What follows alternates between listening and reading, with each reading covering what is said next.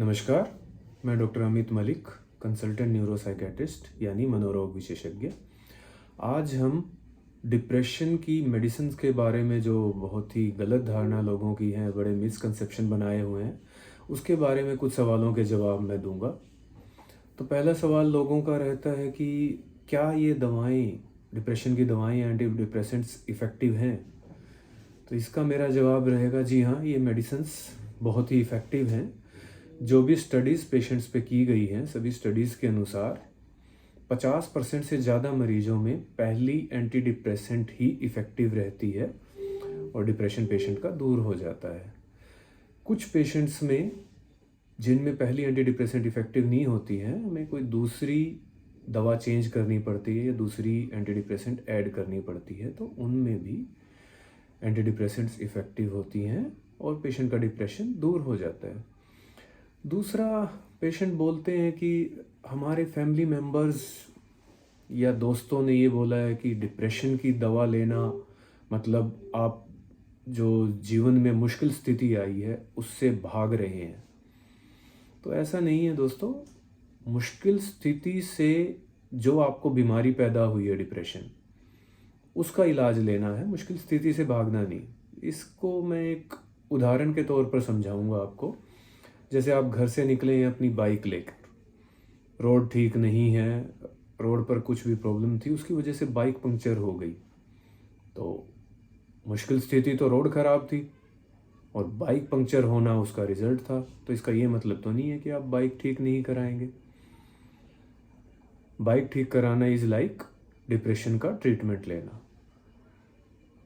दूसरा, मान लीजिए आपके किसी जानने वाले को घर में अपने पति या पत्नी से कुछ अनबन की वजह से डिप्रेशन चल रहा है, या आपको अपने काम के स्ट्रेस की वजह से, आपके बॉस के प्रेशर की वजह से डिप्रेशन चल रहा है। डिप्रेशन की दवाइयाँ लेने से आप उन स्थितियों को, अपने काम को बेहतर ढंग से कर पाएंगे, अपने बॉस की एक्सपेक्टेशन पूरी कर पाएंगे, या अपने स्पाउस, पति या पत्नी से जो आपका झगड़ा चल रहा है उसको बेहतर ढंग से समझ पाएंगे और सुलझाने में आप ज़्यादा सक्षम होंगे। तो इसलिए डिप्रेशन की दवाइयाँ लेना मुश्किल स्थिति से भागना नहीं, उसको हैंडल करने के लिए बेहतर ढंग से प्रिपेयर होना है। इसके बाद बहुत से पेशेंट्स का सवाल रहता है कि डिप्रेशन की दवाइयों के बहुत साइड इफ़ेक्ट्स हैं। देखो दोस्तों, इसका जवाब मैं इस तरह से दूंगा कि कोई भी मेडिसिन आप लेते हैं तो उसका साइड इफ़ेक्ट ज़रूर रहता है। पैरासीटामोल भी लेते हैं तो साइड इफ़ेक्ट रहता है। इसी तरह से डिप्रेशन की दवाइयों के भी माइनर साइड इफ़ेक्ट्स होते हैं, जिनमें से मोस्ट कॉमन होते हैं पेट में जलन हो जाना, एसिडिटी हो जाना या पेट खराब हो जाना। तो इनको हम नॉर्मली ठीक कर सकते हैं एंटासिड देकर, या एंटी डिप्रेसेंट को खाने के साथ लेना शुरू कर दें तो ये सिम्टम्स कम आते हैं। इस तरह से ये माइनर साइड इफ़ेक्ट्स हम ठीक कर देते हैं। कुछ लोगों को इसमें ये रहता है कि एंटी डिप्रेसेंट्स खाने से हमारा वज़न बढ़ जाता है। तो देखिए, जब आपको डिप्रेशन होता है तो आपकी भूख कम हो जाती है या आपको खाना अच्छा नहीं लगता।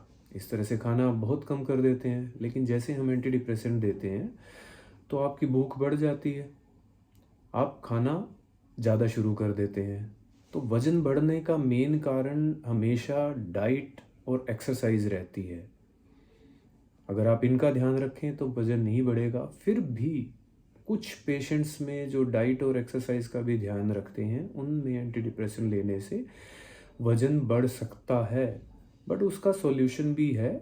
हम ऐसी दवाएं दे सकते हैं, उसे एंटी डिप्रेसेंट चेंज कर सकते हैं जो ऐसे रिसेप्टर्स पे काम नहीं करती जिससे पेशेंट का वज़न बढ़ रहा है। तो उसका सॉल्यूशन है। फिर लोगों का सवाल रहता है कि अगर एंटी डिप्रेसेंट शुरू कर दी हमने तो क्या हमको उम्र भर खानी पड़ेगी? देखिए जी नहीं, ऐसा नहीं है कि उम्र भर खानी पड़ेगी। जब आप टाइमली अपना ट्रीटमेंट शुरू कर देते हैं तो पहले एपिसोड, डिप्रेशन के फर्स्ट एपिसोड में हमें 6 से 9 महीने दवा खानी होती है पेशेंट को। और अगर मल्टीपल एपिसोड्स हो जाते हैं, उसको काफ़ी एपिसोड्स हो गए हैं जिसे रिकरेंट डिप्रेसिव डिसऑर्डर बोलते हैं, तो इसमें दवा का ड्यूरेशन बढ़ जाता है और इसमें 2 से 5 साल तक पेशेंट को दवा खानी पड़ जाती है। ठीक है, लेकिन कुछ पेशेंट्स में जिनमें बहुत सारे कारण रहते हैं, हेरिडिटरी रीजंस, या पेशेंट ट्रीटमेंट पूरा ठीक से नहीं लेता, उसमें रेजिडुअल सिम्टम बच गए फर्स्ट एपिसोड में या उसके बाद वाले एपिसोड्स में, जैसे ही थोड़ा सा ठीक हुआ ट्रीटमेंट बंद कर दिया, तो इन केसेस में दवा लंबी भी चलानी पड़ जाती है। लेकिन लंबी दवा चलने का अगर मैं आपको बताऊं, इस मामले में सिर्फ डिप्रेशन की दवाइयां ही बदनाम हैं या मानसिक रोगों की दवाइयां बदनाम है। अदरवाइज़ अगर आप देखें, शुगर, थायराइड, हाई बीपी की बीमारी, इनमें ज़िंदगी भर आपको दवा खानी पड़ती है। लोग खाते भी हैं और दवा बंद करना कोई सॉल्यूशन भी नहीं रहता।